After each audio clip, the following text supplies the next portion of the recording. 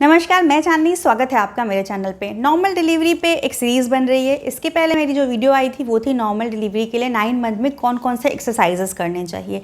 इस वीडियो में बात करने वाले हैं कि नॉर्मल डिलीवरी के लिए आपको अपने डाइट में क्या चेंजेस लाने चाहिए, आपको अपनी डाइट में क्या क्या शामिल करना चाहिए जिससे आपकी नॉर्मल डिलीवरी आसानी से हो, आपका सर्विक्स जल्दी से ओपन हो जाए, आपका पेल्विक एरिया सॉफ्ट हो जाए और आपको नॉर्मल डिलीवरी में आप चले जाओ। सबसे पहले मैं बता दूं कि मेरी जो डिलीवरी हुई है, 2 डिलीवरीज़ हुई हैं, 2 बेबीज़ हैं और दोनों सी सेक्शन डिलीवरी हुई है। तो अगर आपको ये लगे कि मेरी सी सेक्शन हुई है लेकिन मैं ये चीज़ें बता रही हूँ, तो ये किसी के भी हाथ में नहीं होता है। ये सिर्फ डॉक्टर डिसाइड कर सकते हैं और आपकी सिचुएशन डिसाइड कर सकती है। मेरे केस में ऐसा हुआ कि मेरी प्री मैच्योर डिलीवरीज़ करनी पड़ी दोनों प्रेगनेंसीज़ में। फुल टर्म मेरी प्रेगनेंसी गई ही नहीं, तो लेबर्स आए ही नहीं, नॉर्मल डिलीवरी हुई नहीं। उसके पहले ही कुछ कॉम्प्लिकेशंस की वजह से इमरजेंसी में सी सेक्शन करना पड़ा था। तो आपको प्रिपेयर रहना चाहिए कि कुछ भी हो सकता है, कोई भी सिचुएशन आ सकती है, आपकी नॉर्मल डिलीवरी भी हो सकती है, सी सेक्शन भी हो सकती है। लेकिन हमें जो ट्राई करना चाहिए वो है नॉर्मल डिलीवरी के लिए हमें अपनी लाइफस्टाइल में, अपनी डाइट में चेंजेस लाने चाहिए। नॉर्मल डिलीवरी प्योर चीज़ है, एक नेचुरल चीज़ है जो गॉड ने हमें वो स्ट्रेंथ गिफ्ट किया है कि हम वजाइनली नॉर्मली अपने बच्चे को डिलीवर कर सकते हैं। सी सेक्शन तो कुछ प्रॉब्लम्स के लिए होता है, कॉम्प्लिकेशंस के लिए होता है। तो पूरा फोकस होना चाहिए कि नॉर्मल डिलीवरी हो जाए। नहीं होता है तो कोई बात नहीं है। ऐसा नहीं है कि नॉर्मल डिलीवरी नहीं हो रही है, सी सेक्शन हो रही है तो कुछ चेंज हो जाएगा। माँ आप दोनों केसेस में बनेगी, बच्चा सेफली दोनों केसेस में बाहर आएगा।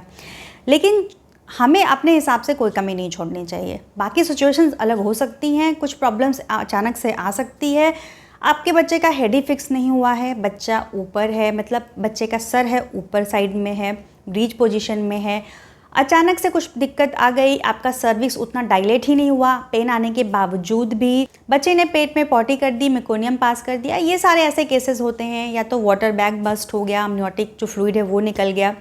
तो ये सारी जो चीज़ें होती हैं, इसमें इमरजेंसी में सी सेक्शन करना पड़ता है। लेकिन ये अपने हाथ में नहीं होता है। आपकी डॉक्टर जो आपके लिए चूज़ करेंगी वो आपके बेस्ट के लिए होगा। बट हमें अपने हिसाब से जो डाइट में मॉडिफिकेशंस करनी है वो ये करनी है कि हमें 9 मंथ स्टार्ट होते ही गर्म चीज़ें खानी शुरू कर देनी है। ये चीज़ें ज़रूर हेल्प करती हैं नॉर्मल डिलीवरी में, लेबर पेन्स लाने में, सर्विक्स के डायलेशन में, और अगर आप लेबर के प्रोसेस में चले जाते हैं तो उसको बियर करने में स्ट्रेंथ प्रोवाइड करती हैं आपकी बॉडी को, आपके पेल्विक एरिया को, ताकि आप वजाइनल बर्थ दे सकें। सारी चीज़ें आपको 9 मंथ के बाद ही शुरू करनी है, क्योंकि इन सारी चीज़ों की जो तासीर है वो गर्म है। बहुत पहले आपको नहीं स्टार्ट करना है। आपका जैसे ही 9 मंथ स्टार्ट होता है, 9 मंथ के लगने के बाद आप ये सारी चीज़ें खाओगे, इसके पहले नहीं खानी है। गर्म तासीर की चीज़ें बहुत ज़्यादा नहीं लेनी चाहिए, पहले, लास्ट में आप ले सकते हो। सबसे पहली चीज़ आप हल्दी ले सकते हो। आपने दूध लिया, दूध में हल्दी मिलाया, आप हल्दी वाला दूध पी सकते हैं, डेली पी सकते हैं। इसके साथ ही आप केसर ले सकते हैं। आप केसर के धागों को 2-3 स्ट्रैंड को दूध में भिगो दीजिए कुछ देर पहले, या तो आप उन केसर को दूध के साथ बॉईल कर लीजिए थोड़ी देर, उसको आप ले लीजिए। तीसरी चीज़ है, आपको जिंजर और गार्लिक को अपनी डाइट में बढ़ा देना है, यानी अदरक और लहसुन को। अदरक वाली चाय आप ले सकते हैं। आप सोट पाउडर ले सकते हैं। सोट पाउडर को किसी भी चीज़ में मिक्स कर दीजिए। आपने घी आटे का हलवा बनाया, या बहुत सारे लोगों में लड्डू दिया जाता है खाने के लिए 9 मंथ में, लड्डू में भी सोट पाउडर मिलाया जाता है। आपको गार्लिक का इंटेक भी बढ़ा देना चाहिए। आप गार्लिक ज़्यादा खाइए, किसी भी तरीके से आप सूप बना के पी लीजिए, उसमें गार्लिक थोड़ा ज़्यादा डाल दीजिए। आप दाल में छौंका लगाते हैं तो ज़्यादा गार्लिक यूज़ करिए। तो इस तरीके से आपको जिंजर गार्लिक जो है इसको भी बढ़ा देना है अपनी डाइट में 9 मंथ स्टार्ट होने के बाद। तीसरी चीज़ है, आपको गुनगुना पानी पीना स्टार्ट कर देना चाहिए। अगर अभी तक आपने गुनगुना पानी पीना स्टार्ट नहीं किया है तो अब स्टार्ट कर दीजिए। गुनगुना पानी जो है वो आपके बॉडी के जॉइंट्स को, आपके मसल्स को रिलैक्स करने में हेल्प करता है। आपके सारे मसल्स को अच्छी तरीके से रिलैक्स करेगा, सॉफ्ट करेगा, तो आपके जो पेल्विक एरिया है वो भी सॉफ्ट होंगे, रिलैक्स होंगे। तो नॉर्मल डिलीवरी के जो लिए लेबर पेन्स आते हैं वो आ जाएंगे।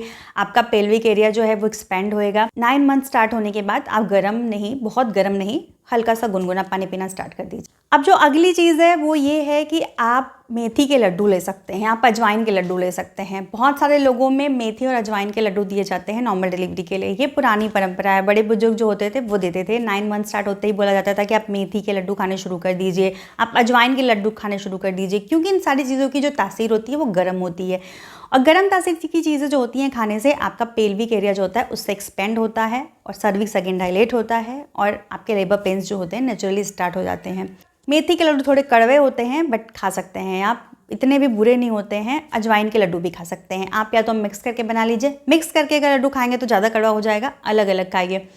लेकिन अगर आप नहीं खाना चाहते हो लड्डू के साथ तो आप अजवाइन वाला पानी भी पी सकते हैं। आपने अजवाइन को बॉयल किया पानी के साथ, आप उसको सिप सिप करके पी लीजिए, 1 बार दिन में, 2 बार दिन में। इसी तरीके से मेथी को ओवरनाइट आप सोक करिए, उसके पानी को आप पी लीजिए। तो बहुत सारे तरीके हैं चीज़ों को कंज्यूम करने के। आप लड्डू बना के खा सकते हो, आप पानी के साथ खा सकते हो, या फिर अजवाइन को आप ऐसे ही लिया आपने और पानी के साथ खा लिया। तो अजवाइन और मेथी को भी शामिल करिए। आप किस तरीके से, वो आप पे डिपेंड करता है आपको किस तरीके से सूट करता है।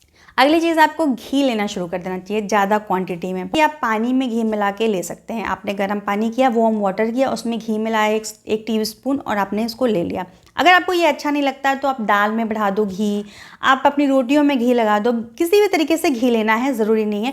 पानी के साथ बहुत सारे लोग नहीं ले पाते हैं, स्मेल आती है, तो पानी के साथ नहीं ले सकते हैं तो दूध में भी आप मिला के घी ले सकते हो। इसी तरीके से कैस्टर ऑयल आपको नहीं लेना है, बिना डॉक्टर से पूछे।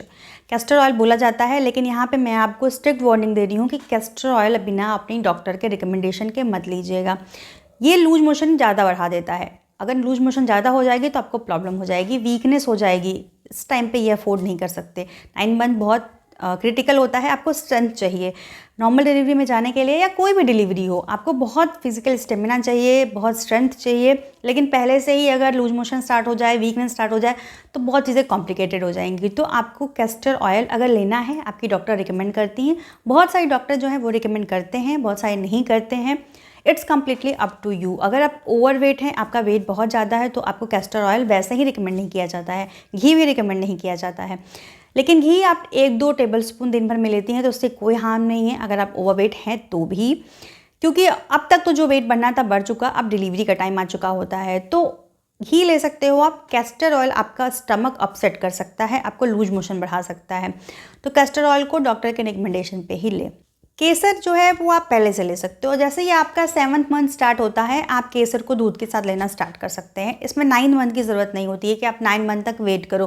केसर आपके लिए बहुत थेरेपेटिक है, उसकी बहुत सारी आयुर्वेदिक प्रॉपर्टीज़ हैं जो आपको बहुत तरीके से हेल्प करेंगी। तो केसर आप 7 मंथ आपका स्टार्ट होता है, 6 मंथ स्टार्ट होता है, तो आप उसको ले सकते हैं दूध में। ज़्यादा क्वांटिटी में नहीं लेना है, हार्मफुल है ये।